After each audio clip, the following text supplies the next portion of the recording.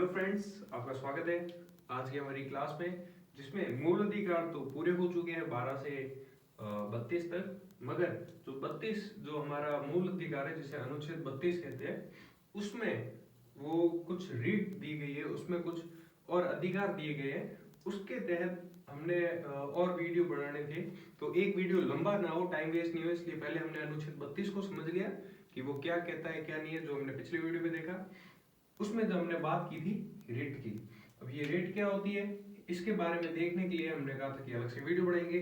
बस उसी का एक वीडियो है, जिसका अगला पार्ट एक और आएगा। मैं एक एक शॉर्ट वीडियो में समझा रहा हूँ ताकि आपको इजीली समझ आए। ये है रेट। अब रेट के प्रकार एवं क्षेत्र इसको देखेंगे। उससे पहले हम देखते हैं रेट क्या होती है, कहाँ से आई, क्यों लाई गई।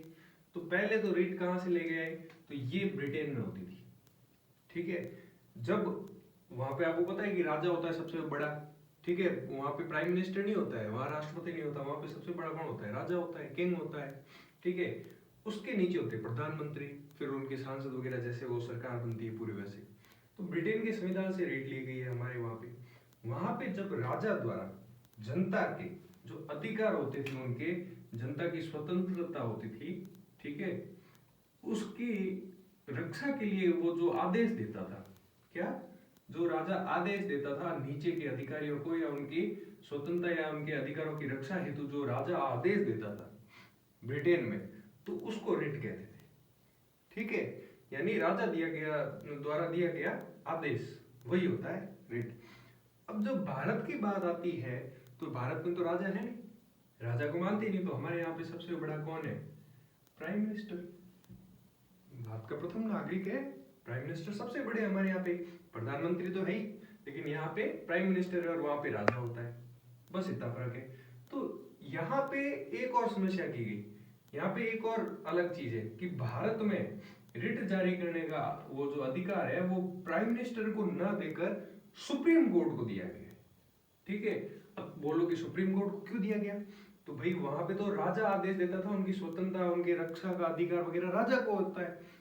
अपने यहाँ पे मूल अधिकारों में क्या कहा गया है, संविधान में क्या बोला गया है, हमारे मूल अधिकारों का रक्षक कौन है, सुप्रीम कोर्ट है।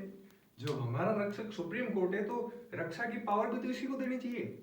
भाई मान लीजिए आपका जो घर है, उसके लिए आपने सिक्योरिटी गार्ड को बिठाया। अब सिक्योरिटी गार्ड को ही तो आप गन दोगे ना, क्योंकि रक्षा का अधिकार उसे है, तो आप गन चाकू उसको दोगे, लाइसेंस उसका बनाओगे। ऐसे तो है नहीं कि पावर तो उसके पास कुछ दी नहीं, आपने बोला है कि भाई तू वहां बैठ डंडा लेके, कोई आए तो बस मेरे को बुलाना, मैं आ जाऊंगा। ऐसा तो होगा नहीं, वो क्या बुलाएगा, उसी को कोई मार देगा, रक्षा क्या करेगा। आप गन का लाइसेंस लेके बैठे हो, गन घर के अंदर रख दी और उसको बोला है तू रक्षा कर, तो वो क्या रक्षा करेगा। जब रक्षक वो है तो उसके पास अधिकार भी तो होना चाहिए ना कुछ, कि तेरे पास छूट है तो कुछ कर। वैसे ही हमारा रक्षक कौन है, सुप्रीम कोर्ट है। तो सुप्रीम कोर्ट के हाथ खोलने के लिए उनको रिट का आदेश दिया गया। ठीक है, रिट है मतलब आदेश। अब इसी चीज को वहां पे ब्रिटेन में विशेषाधिकार रिट कहते हैं।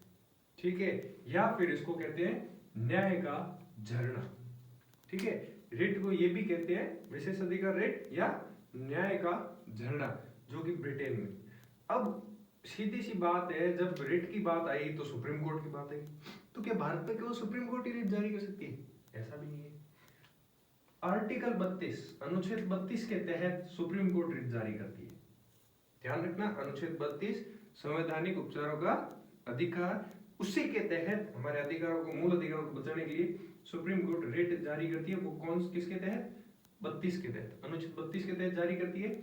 और इसी के अंतर्गत अनुच्छेद 32 में ही बोला गया है कि संसद चाहे तो सुप्रीम कोर्ट, जिसको अनुच्छेद 32 के तहत रिट जारी करने का अधिकार है, और हाई कोर्ट, जिसको अनुच्छेद 226 के तहत रिट जारी करने का अधिकार है।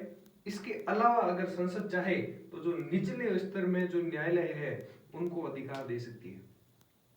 केवल संसद चाहे तो, या फिर ऐसी परिस्थितियां बने, ऐसी स्थिति बने कि संसद कहे कि सुप्रीम कोर्ट या हाई कोर्ट से कुछ नहीं, निचले वालों को भी देना है, तो फिर संसद दे सकती है। अनुच्छेद 32 के तहत संसद रिट जारी करने का अधिकार निचले स्तर के जो न्यायालय होते हैं उनको भी दे सकती है।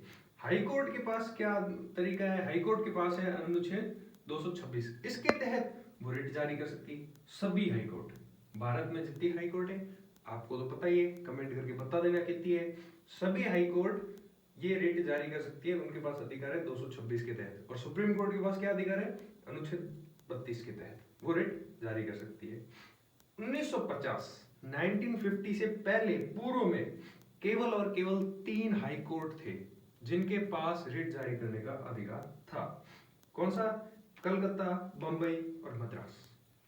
याद रखना, इनको पूछा भी जाता है और वैसे भी याद रखने जैसी इसमें चीज ही नहीं है। पहले ये 3 ही होते थे, उसके बाद में दूसरे बड़े हैं। वो कहते हैं ना कि किसका पोता है या किसका बेटा है, तो वो नाम बताता है फलाने का। तो जब वहां पे ढाणी 1-2 होती थी तो एक बंदे के नाम से सब लोग पहचान लिए जाते थे, ठीक है, दादा के नाम से ही पूरा परिवार का पता चल जाता था। तो वैसे ही जब बात 1950 या उसके आसपास आती है तो अब हमें सीधा सा पता है कि 3 ही सुप्रीम हाई कोर्ट थे हमारे यहाँ पे, कलकत्ता, बम्बई और मद्रास। क्योंकि इन्हीं जगह पे अंग्रेजों का डेरा था, इन्हीं जगह से उनका कामकाज चलता था, तो उन्होंने वहीं पे स्थापित कर दी।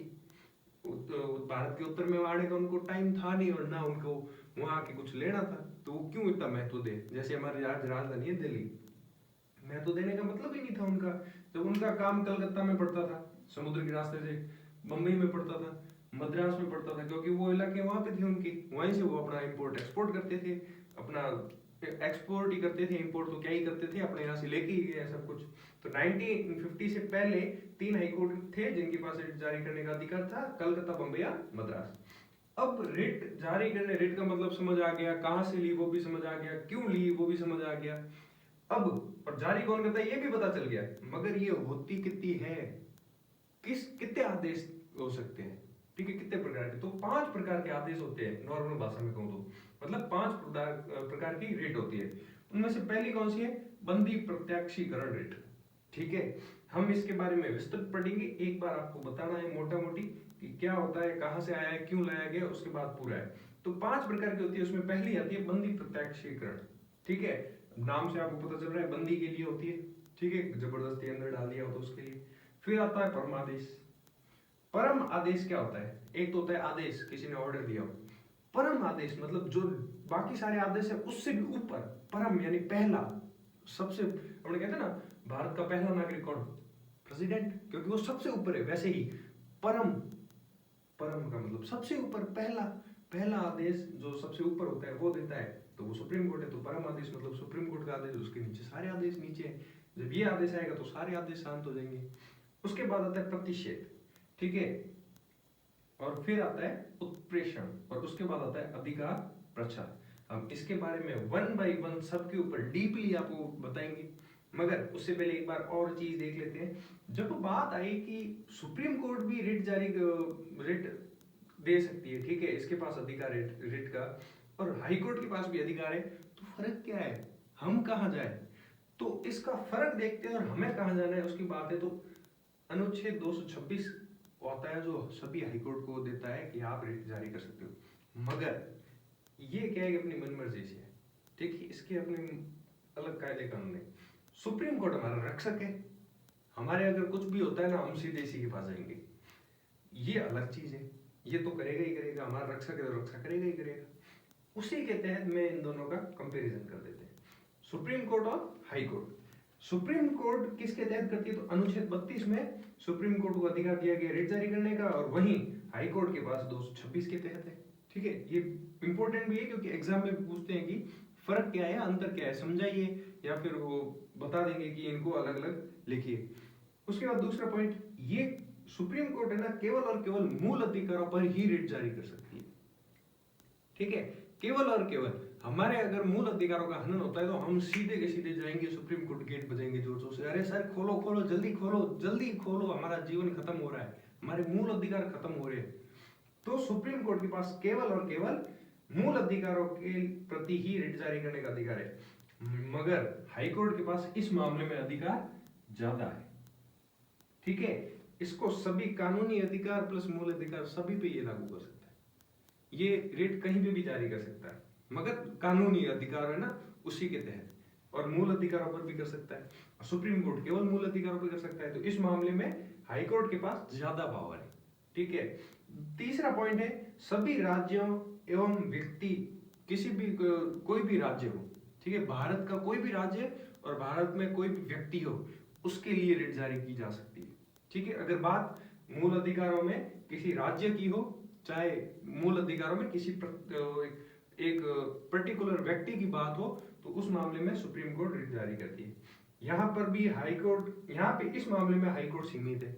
यहाँ पे संबंधित जिस जिस जगह का हाई कोर्ट है, उसी जगह का वही उसी राज्य के अंतर्गत जो व्यक्ति आता है, उसी के जो दायरे में उससे संबंधित जो है वहीं पे रिट जारी होगी। जैसे अगर राजस्थान की अगर कोई हाई कोर्ट है, तो वो राजस्थान के अंदर ही और राजस्थान के व्यक्तियों के लिए ही रिट जारी करेगी। या फिर कोई मुद्दा अगर किसी अन्य राज्य का है, तो उसके प्रति ही रिट जारी की जाएगी।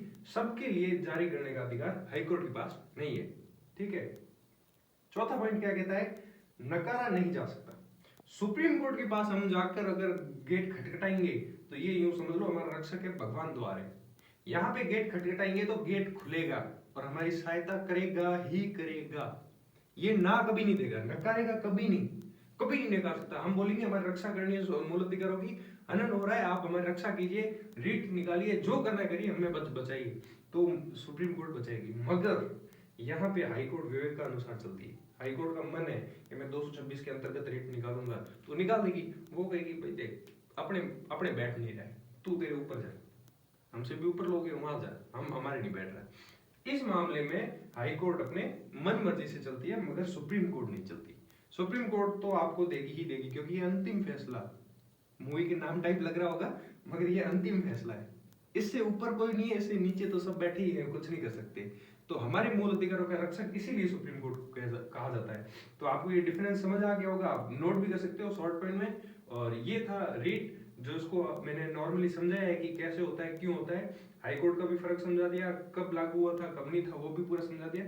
अगले में हम जो ये 5 ये पूरे दिए गए रीट दिए गए, इन 5 रीट को हम अब आगे पढ़ते हैं कि विस्तृत रूप से कि इनके अंतर्गत क्या आता है और कैसे हमारे मूल अधिकारों की रक्षा होती है। Thank you.